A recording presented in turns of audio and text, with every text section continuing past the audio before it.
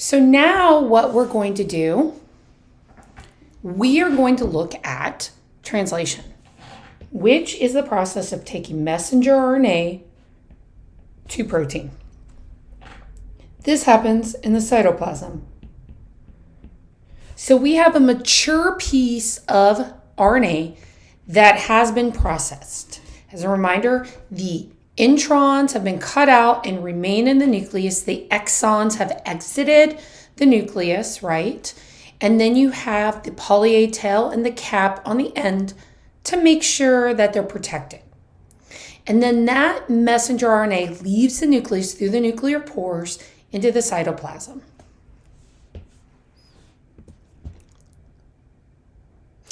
So when this happens, when we get to the last stage, just a reminder, all cells have the same genetic code in them. So whether you're looking at a cell that's in your gut, in your small or large intestines, or in your stomach, or in your brain, or on your skin, they all have the same code, or genetic code. Now, only certain genes are going to be made depending on what cell they're in.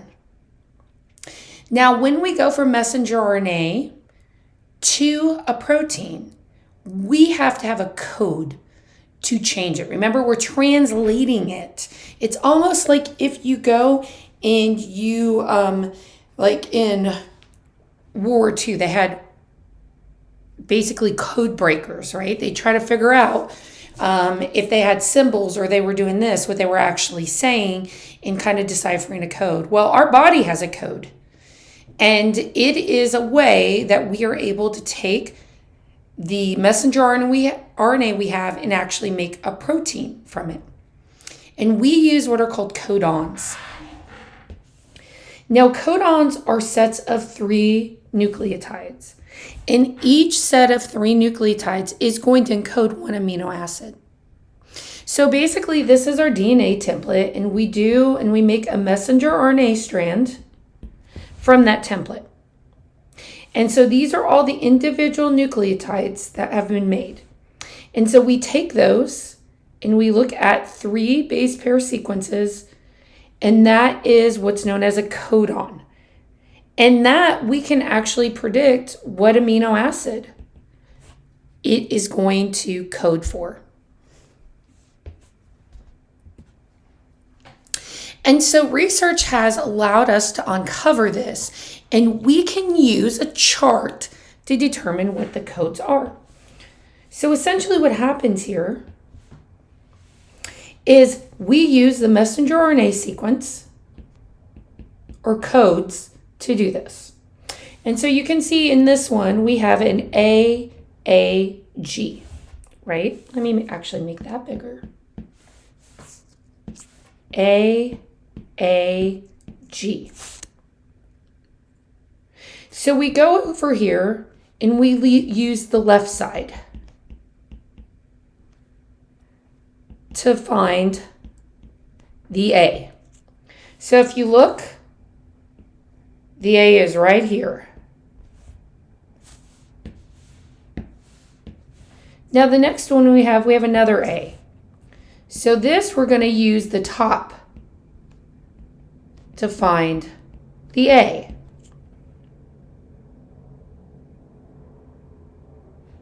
So we look here and we find the top. Now we're going to look to see where they overline, because when we looked at that first one, right, we had that block. But if you notice, every single one of these blocks has an A as their first letter, right? Now when we look at the top, you'll notice for these, every single box has A as their second letter. So we're going to look at where they line up, which is this box right here, right? And then this last one, we have a G here, right? So we're going to look at the right side to find A. So do you look? We're going to look at this line that we have where they were all A. And then we're going to see, do you see how this has UCAG? So if you look through here, you'll notice that this one all has the G, right? But we're going to see where they all line up. They all line up here, which is lysine. And if you look, that's what we have there. We can do that with the next one. So the next one we have is UCA. So let's start with U, and we're going to go on again, the left side. So we have G, we have A, we have C, we have U. So the first letter, it's going to be somewhere in this group, right? Because we're going all the way across. The next one, we have C. So we're going to look at the top.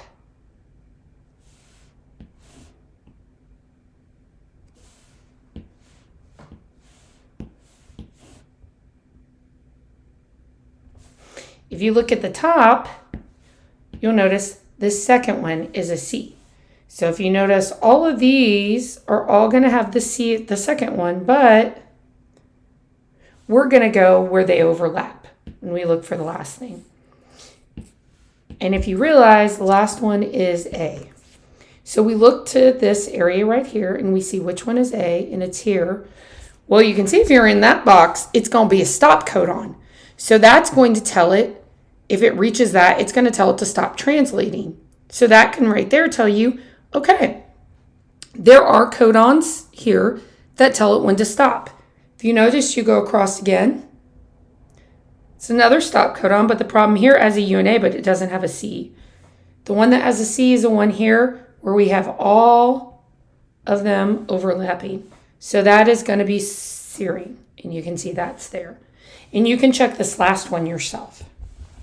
Now, not only do we have stop codons, but you'll notice that there is a start codon, and it's right here. It is an AUG codon.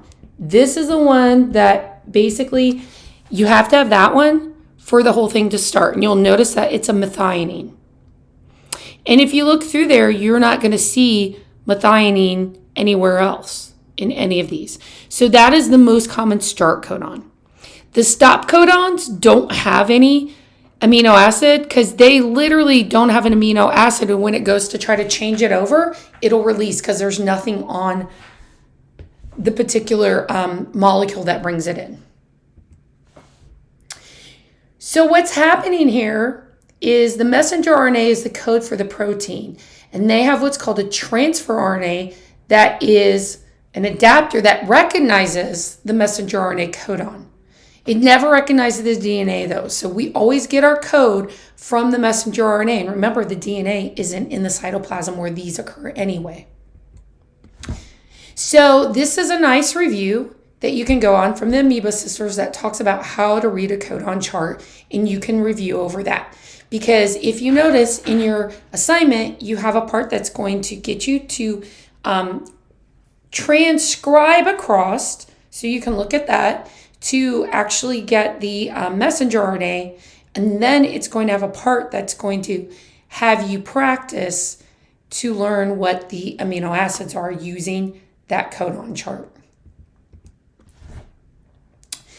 Now, what molecule actually brings in or helps to decipher the codon is the transfer RNA. And that's going to be what actually brings in the amino acid to the ribosomes to create this protein or polypeptide sequence.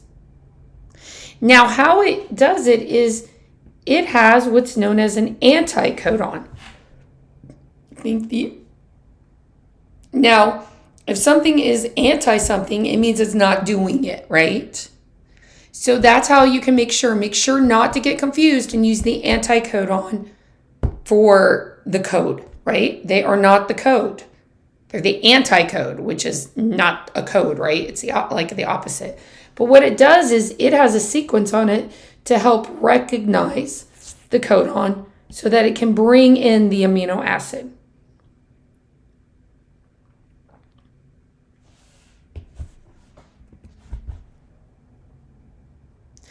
Now, the tRNA needs to come in, but it needs something to help for all this to come together and allow the polypeptide or the protein sequence to be made. And that's what a ribosome is important for. Ribosomes are made up of protein and ribosomal RNA. They help the three types of RNA interact with each other to actually build the protein.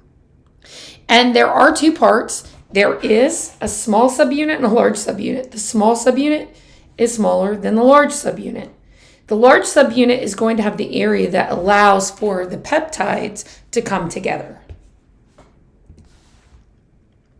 So translation requires all three types of RNA. So for this to start, requires the large ribosomal subunit to actually bind the tRNA to bring in that amino acid. So just like in transcription, translation has the 3 steps. We have step 1, initiation, step 2, elongation, and step 3, termination. So these 3 RNAs are going to come together, link amino acids into a chain, and then dissociate them, which means for them all to fall apart and be independent. So let's talk about initiation.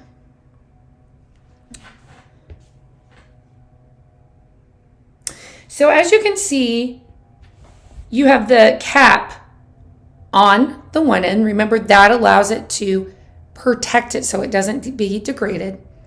And then down from the cap is actually going to be the start codon.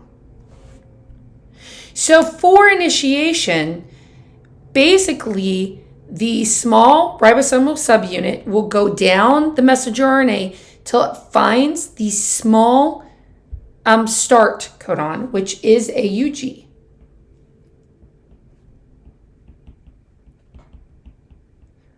Once it finds that, it's going to bring in the large subunit and the transfer RNA with the first amino acid and basically bind all together. That's initiation.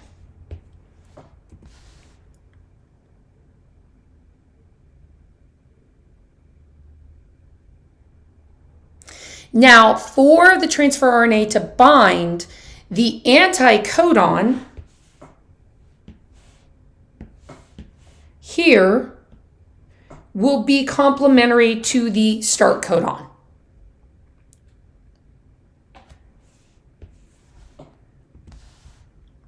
The ribosome is going to hold all of this together so that it can start making the polypeptide. Once the small subunit comes in, then the large subunit comes in to allow the structure to be formal and for it to be ready to start.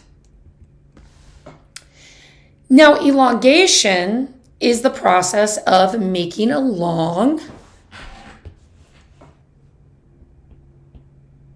peptide or protein. The subunit is amino acids, right? And so they're going to bring in new amino acid subunits. So basically, you have the start codon came in, and now it's going to bring a new transfer RNA to allow basically these two to bind together.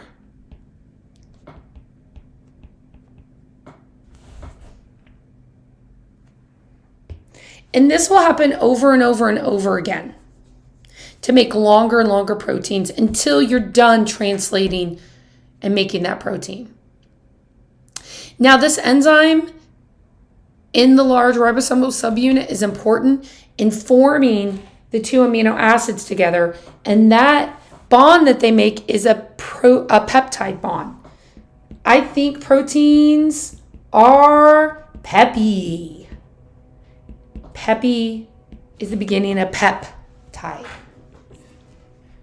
And that is what happens between what we know as a carboxylic group of one and then amine group of the other. You don't need to know that, but that's what that is. And these R's right here indicate that these, because if you notice, this part and this part look the same because all amino acids have this basic structure. This R group is what changes. And that's what's going to make each amino acid the amino acid that you see. Now, for instance, Thanksgiving, you eat turkey. And a lot of people say, you eat a lot of turkey. And in turkey, there is an amino acid called tryptophan.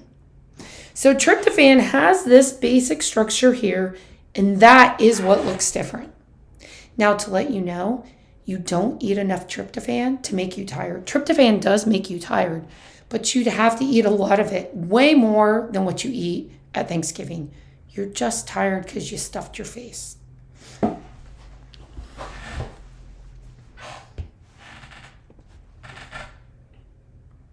So as the elongation proceeds, ribosomes move to the next codon. And at each messenger RNA codon, the elongation process continues and repeats. So the next tRNA will enter the ribosome, and its anticodon will base pair with the codon, bringing in the new amino acid, and then the enzymatic part will form the peptide bond, making a new bonds between amino acids. Finally, termination. This keeps happening until the sequence is specific for a stop codon. And this is when you'll get what's known as a release factor protein coming in. Do you see? No amino acid is attached. So when it goes to try to make that bond, there's nothing there. So it just releases it and it floats away.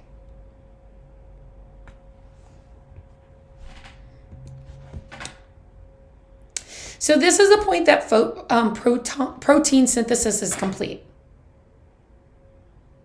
It detaches and moves away from the messenger RNA, and it folds into a functional protein. So here's a perfect example of two amino acids down here. The basic glycine, you can see this is what the R group would look like. It's just a hydrogen. Cysteine here, and you can see it has a CH2 and a sulfur attached to it. This is actually what makes hair curly. The more hair, the curlier your hair is, the more cysteine bonds you have, because it can basically form bonds between other cysteines in your hair, making your hair a ringlet shape. So here is a great amoeba sister review about the central dogma, including transcription and translation. And this is a great video to show you what it actually really looks like and explains the whole process as well. Now, to let you know, translation is very efficient. Multiple ribosomes can attach to one messenger RNA simultaneously so that the cell can make many molecules of the same protein all at the one time. So basically, it would attach here at the start and continue to go on. And after it gets so far away, another one can attach. And you can see a picture below of what it looks like.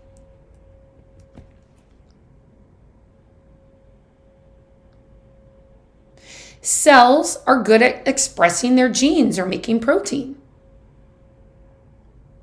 So the idea of gene expression is synthesizing RNA, specifically messenger RNA, and then making a protein from that. Cells only express the genes that are needed. For example, your red blood cells express hemoglobin, but your pancreas cells express insulin. Your pancreas cells would not express hemoglobin because there's no reason for it. And your blood cells wouldn't express insulin because there's no reason for a blood cell to have that component. So expression is very much regulated. So how do they do this? Well, cells are very good about saving energy by producing only the proteins they need. Different cells regulate expression different ways. All cells have ways to control the rate and timing of transcription, but eukaryotic cells often control the rate and timing of translation as well. And so with prokaryotic cells, pardon me, prokaryotic cells regulate transcription of several genes at once. This is very interesting. So they use genes and organize them into what are called operons. And these are groups of genes that are always transcribed together because essentially a lot of times they're needed to work together. So in this, a bacterial cell, a perfect example of this is what's called the lac operon. They include 3 genes that will encode lactose digesting enzymes. So that makes sense that they would take 3 genes that are important for breaking down lactose for energy and kind of put them all together. Bacteria also have what are called repressors, and they can block transcription. So when we have this lac operon, when lactose is absent, basically those lactose digesting enzymes aren't needed. So the cell would be wasting tons of energy and time in basic components, amino acids, if they produce these enzymes when they didn't need them. So basically what it does is, if you look,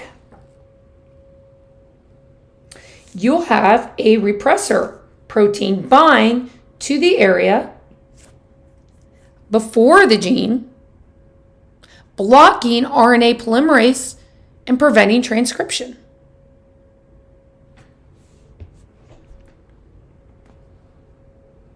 Now, if you have lactose, which is a sugar, right, is present, then basically lactose is going to bind that repressor protein, change its shape so it can't bind here.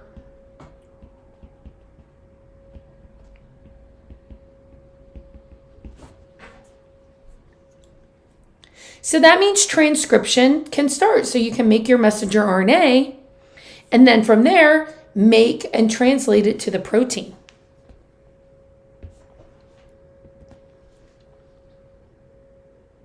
So the next thing we're going to do is we're going to talk about, that's the way that proteins are regulated, or the expression of proteins are regulated in prokaryotic cells. What we're now going to talk about in the next set are what mutations are and how that can change proteins. And mutations are changes in the nucleotide sequence of a cell's DNA. Example here, this mutation causes this fly to grow legs where it should have antennas. So you can see that. And so those are ideas of where small changes in the DNA have caused large phenotypical changes. If you remember, genotypes are the alleles or the genetic codes, the nucleotides that you see. Phenotypes are the physical manifestations of those, what you see. So here we're going to start looking at mutations and how they affect your cell and how some changes have caused disease states.